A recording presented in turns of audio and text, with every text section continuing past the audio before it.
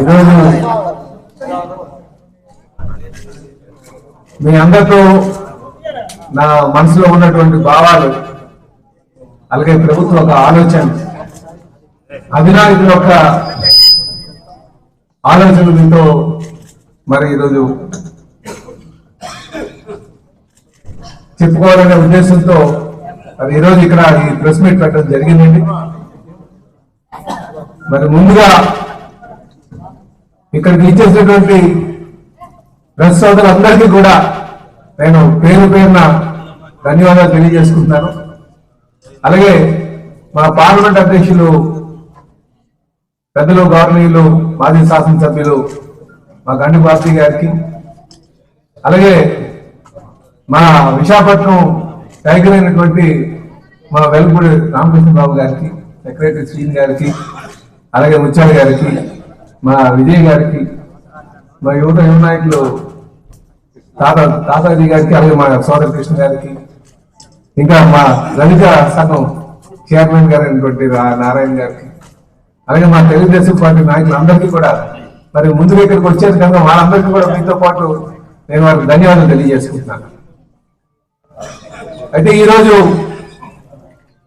కీర్తిశేషులు నందమూరి తారక రామారావు గారు స్థాపించినటువంటి తెలుగుదేశం పార్టీకి రాష్ట్ర అధ్యక్షులుగా నాకు అవకాశం కల్పించినటువంటి నా పూర్వజన్మ సుకృతంగా నేను భావిస్తున్నాను. సోదరులను దయచేసి ఎవరు క్లాప్స్ కొట్టద్దు. ఇది ఎందుకంటే ఇది ఎంతో మంది పెద్దలు, అనుభవం ఉన్నటువంటి వారు అందరూ కూడా ఎదురు చూస్తున్నటువంటి అవకాశం కూడా ఎదురు చూస్తుంటారు. కానీ నా శక్తి సామర్థ్యాల మీద, నా మీద నమ్మకంతో తెలుగుదేశం పార్టీ జాతీయ అధ్యక్షులు, ముఖ్యమంత్రి అయినటువంటి చంద్రబాబు నాయుడు గారు నాకు ఈ అవకాశం కల్పించినందుకు వారికి మళ్ళీ నేను శక్తి వంచన లేకుండా పనిచేస్తానని వారికి ఈ సందర్భంగా నేను ప్రత్యేకంగా ధన్యవాదాలు కూడా తెలియజేసుకుంటున్నాను. అలాగే మా తెలుగుదేశం పార్టీ జాతీయ ప్రధాన కార్యదర్శి అయినటువంటి మా లోకేష్ బాబు గారికి, యువ నాయకులు కూడా నేను ఈ సందర్భంగా ధన్యవాదాలు తెలియజేసుకుంటున్నాను.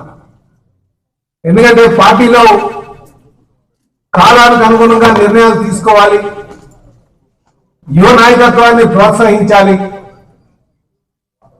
మెరుగైన ఆలోచనతో ముందుకు వెళ్ళాలి అని ఆలోచన చేస్తున్నటువంటి మరి లోకేష్ బాబు గారు, వారికి కూడా ఈ సందర్భంగా నాకు అవకాశం కల్పించినందుకు వారికి ధన్యవాదాలు తెలియజేసుకుంటున్నాను. అలాగే సోదరులారు, నాకు ఈ పదవి ఇచ్చినప్పుడు మా తెలుగుదేశం పార్టీ జాతీయ అధ్యక్షులు, ముఖ్యమంత్రి గారు ఒక మాట చెప్పారు. పార్టీ క్యాడర్ని, ప్రభుత్వాన్ని రెండింటినీ కూడా సమన్వయం చేసుకుంటూ ఒక వారధిలాగా ముందుకు వెళ్ళాలని.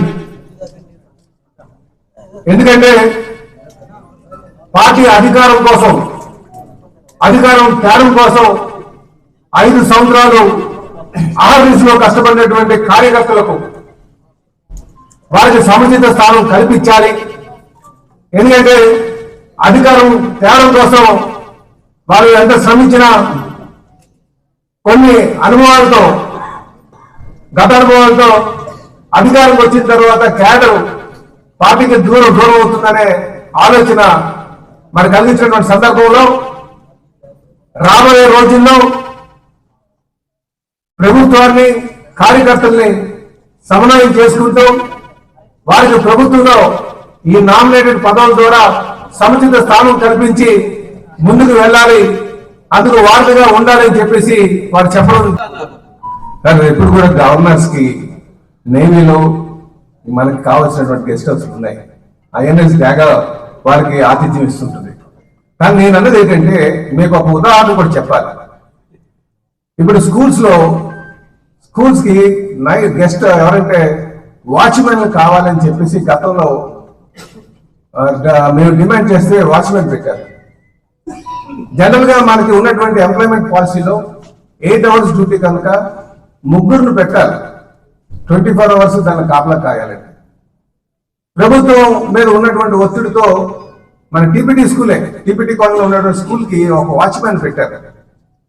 ఆ వాచ్మెన్ కి ఈరోజు చూస్తే ఆయన శాలరీ 70,000 రూపాయలు. కానీ ఆయన వచ్చి వెళ్ళిపోయే టైమింగ్ మీకు తెలుసండి, తెల్లవారు 9 గంటలకు వచ్చి 5 గంటలకు వెళ్ళిపోతున్నారు. పర్పస్ అనేది సర్వ్ అవుతుంది. ఎందుకంటే పాలసీ క్లాష్ ఉంటుంది. ఒక స్టేట్ గెస్ట్ హౌస్ రన్ చేయాలి, మీరు ఎక్కడైనా చూడండి, ఒక స్టేట్ గెస్ట్ హౌస్ రన్ చేయాలంటే దానికి కావాల్సినటువంటి ఎంప్లాయ్మెంట్ ఒకసారి ఆలోచించండి. హై కాస్ట్ అవుతుంది. అవుట్ సోర్సింగ్ లో పెట్టేటువంటి అంత మెయింటెనెన్స్ ఉండదు. అందుకే రేపు ఎవరైనా సరే మనకు గవర్నర్ వచ్చినప్పుడు కానీ వాళ్ళు ఎవరికైనా సరే ఐఎన్ఎస్ డేటా ఏర్పాటు చేస్తుంది. రాష్ట్ర అధ్యక్షుడిగా నా పాత్ర ఏంటంటే, ఇప్పుడు అపోజిషన్ లో ఉన్నప్పుడు కార్యకర్తలందరూ కూడా పార్టీని అధికారం తేడం కోసం చాలా కృషి చేశారు. అధికారం వచ్చిన తర్వాత కార్యకర్తల్ని ఎందుకో వాళ్ళు దూరం పెడుతున్నారు, మమ్మల్ని అంతగా పట్టించుకోవట్లేదని ఒక భావన కార్యకర్తలు ఉన్నటువంటి పరిస్థితి ఉందండి. మేము 2019 ఎలక్షన్ చూసినప్పుడు కూడా కొంత కార్యకర్తలు నైరాశ్యంలో కనిపించారు. ఉదాహరించుకుంటే వైసీపీ పార్టీలో కూడా మీరు గమనించండి, 2024 చూసుకుంటే వాళ్ళ కార్యకర్తలు కూడా లేరు.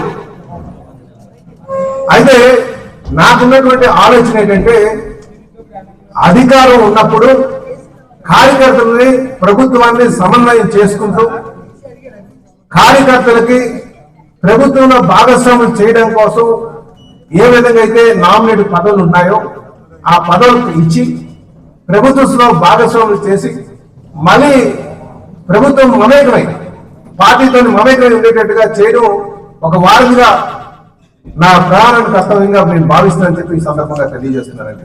అంటే అధికారం ఉన్నప్పుడు కార్యకర్తలను దూరం చేసుకోకుండా పార్టీని అది ప్రభుత్వాన్ని సమన్వయం చేసుకుంటూ వాళ్ళ ప్రోత్సాహంతో ముందుకు వెళ్ళేటట్టుగా. ఎందుకంటే అధికారం లేనప్పుడు ఇలా చూసుకుంటే సుమారు ఒక విశాఖపట్నంలోనే 3,000 మంది కేసులు పెట్టారు. అయినప్పుడు ఎన్ని కేసులు పెట్టినా సరే పట్టుదలతో ఈరోజు పార్టీకి కార్యకర్తలు ఉన్నారు కనుకనే మేము అధికారంగా రాగలిగాం. ప్రజలకు ఆలోచన ఉంటుంది, ప్రజలను ముందు నడిపించి ముందుకు తీసుకొచ్చి ఓటు వేయడంలో కార్యకర్త చాలా కీలకంగా ఉంటారు. అధికారం వచ్చిన తర్వాత కొన్ని పరిస్థితుల వల్ల మళ్ళీ కొంచెం నైరాశ్యానికి గురవుతున్నారు. ఆ నైరాశ్యానికి గురి కాకుండా ఉండే విధంగా నేను నాయకత్వం చేస్తాను, ఆ సమన్వయం చేస్తానని చెప్పి మీ ద్వారా నేను నాయకులకి కార్యకర్తలకి అందరికీ తెలియజేస్తాను. స్టీల్ ప్లాంట్ ప్రైవేటీకరణ కాదు. ఇప్పుడు ఎక్కడ ఎవరు చేశారు? చేయలేదు. ఎక్కడ చేశారు? చేయలేదు. అవును కూడా 4 రోజుల్లో తీపిస్తాను మాట ఇచ్చాను. 4 రోజుల్లో తీపిస్తాను. 4 రోజుల్లో మాట ఆర్డర్ కార్డు పెట్టుకోండి. Order card